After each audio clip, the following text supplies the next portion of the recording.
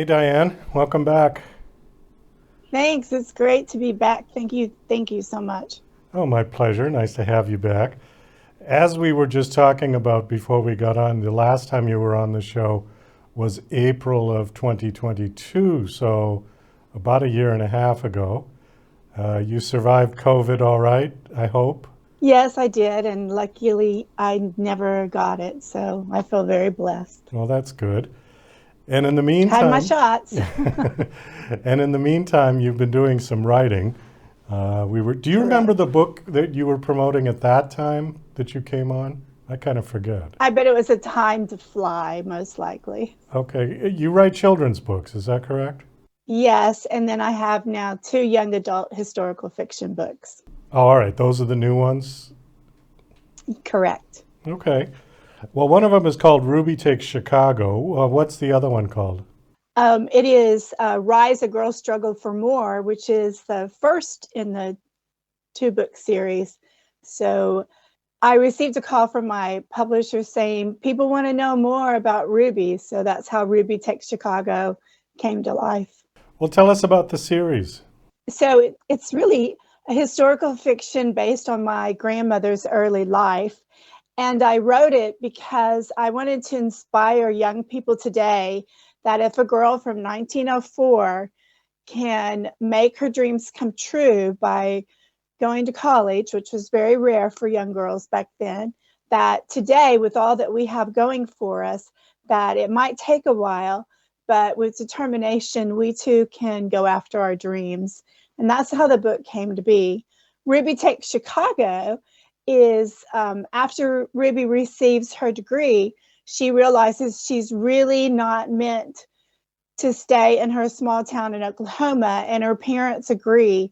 So, with the help of her parents, she goes to Chicago and stays with a family friend and starts looking for a job and discovers that even though it's a more progressive city than her small town in middle America, that she still had to overcome a lot of things for young girls. We're still looked down upon for working. And it's a fun book to read because there's various love interests, of course, you have to have, and which were true. And then it also talks about dealing with the speakeasies, prohibition. A lot was happening in Chicago around 1926, and also about a lot of women's rights marches were going on there too. So it's chock full of fun information. You said that it starts in 1904 in the first series. So, how old is she? Would be what? Just a child in 1904? And 1904 is when she was Oh, born. when And she's so born. that book, Okay. Rise, A Girl's Struggle for More, actually starts when she's in high school. And that means she was about 14. Most young girls graduated at 14, but her parents wanted her to go to the next 2 years of high school. So she stayed in high school. And people back then, unlike today, graduated at 16, not at 18. So, and so from there, she had been secretly saving money to go to college because her parents were like, okay, you're educated. And so now it's time to get married because you're already being considered an old maid at 16 in those days. Can you imagine that? There was no such thing as a teenager. But Ruby had other plans. She wanted to be like her brothers and go on to the university. Would it be giving too much away to tell us what kind of a job she got? No, it won't be at all. When she went to Chicago, of course, she didn't know a soul except for this lovely couple that her parents knew. And so she did her homework. And back in those days, you read the newspaper and made little circles around where you were going to go look. And she was going to take any job she could get because she knew she couldn't just walk in and get her dream job. And so that's another thing that kiddos can take from this is you take what you can, but you keep moving forward till you get that dream job that you're looking for. Her degree was in accounting, and that at that time was pretty much a man's job. And so, she had to work really hard and went through a couple of jobs before she actually landed her job. And but it was really fun to study all the history back then, because in school you don't study all the fun things that are happening. You study history, dates, etc. So Well, you study political history more than social history. Yeah. that is a really great way to put it. Absolutely. Yeah, because I can remember we studied about the war and Right. this country and that country and this person and that. But you don't really get a sense of what life was like back in those Correct. days, unless you talk to Yeah. somebody who was around then. I mean, my Right. grandmother was certainly around then. She's long gone now, but I can remember things that she used to tell me about that time. You said that your grandmother was kind of a inspiration for this book? Oh, absolutely.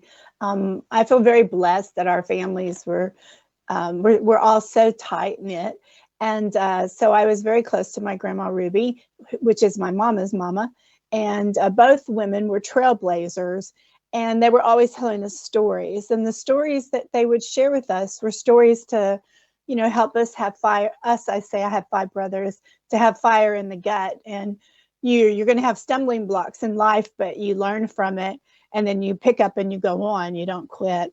So grandma was pretty amazing, and trust me, in when in Rise, A Girl Struggle for More, she was tutoring. She was and that this part was really true.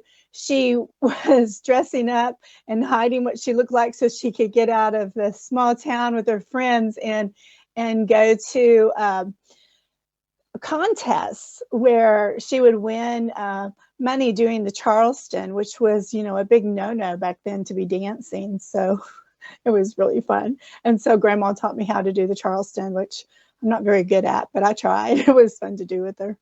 How long did she live? She lived to about 92, Oh, she and her did. mama Oh, lived to 100. wow. So they lived very Yeah. long lives, yeah? Yes, they were very blessed. We were very blessed as well to have them. I knew my Grandma Ruby's mom, because my mom had me young, and so great grandma played a role in my life as well. And I can feel her brushing my hair or singing a song as she brushed my hair. So I'm very, very lucky.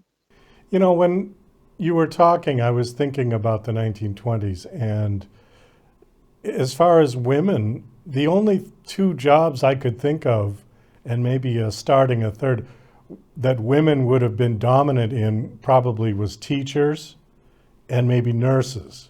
And then the Hollywood scene was starting, so actresses were becoming, there were a lot of starlets, wannabes going to do silent films in those days. Yeah, you got it right. Silent films, and Yeah. so, and even in Hollywood, the women who did silent films that were so well known were starting to have problems because the technology for having what they called talkies came about, and so their nasal voice wasn't working with those movies. So, A lot of them had uh, trouble making the transition. Yeah, because they had terrible exactly. voices.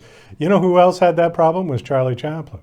Oh, really? Yeah, I because did not he know was that. brilliant as the silent little tramp, right?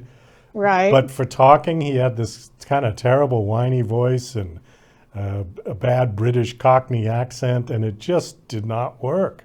I was just going to say, so Ruby doesn't get involved in motion pictures, does she? No, no, no, no, no. But she definitely was paying attention to a lot of the women that she ended up admiring in Chicago that were breaking records in regards to like flying, marching for women's being able to vote. So she was paying attention. How did you do your research for this film? Oh, sorry, for this book. No, it's okay. Wow, research. The first book, it took a long time, almost 5 years, because I went down so many rabbit holes. I found that time period so interesting. For Ruby Takes Chicago, I learned from not go down those rabbit holes, and I had a big sign reminding me stay on task.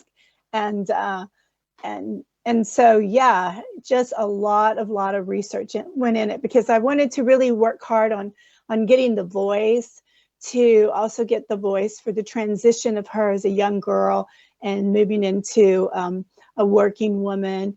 And also I had to study what the word dating didn't really come about until cars came around. And that was another whole history lesson I learned.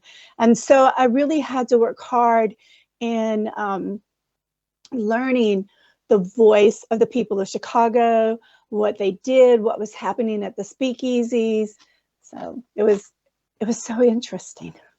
Well, a lot of it, probably all of it, is online now, right? So, Yes, exactly. I did call a couple of the speakeasies that were open back then, and then closed, and then reopened. And so this one gentleman was so nice at the Green Mile to even give me more history, because I really wanted to speak to someone who would have known even more history than what you find, online in regards to speakeasies. And he was incredibly helpful.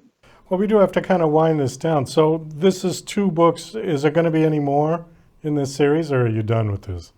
That's done. I'm done with this. I promised my mama that at this particular stage, at the end of Ruby Takes Chicago, that I have my message across. Okay. So I'm now working on some more children's books and some short stories. So, All right.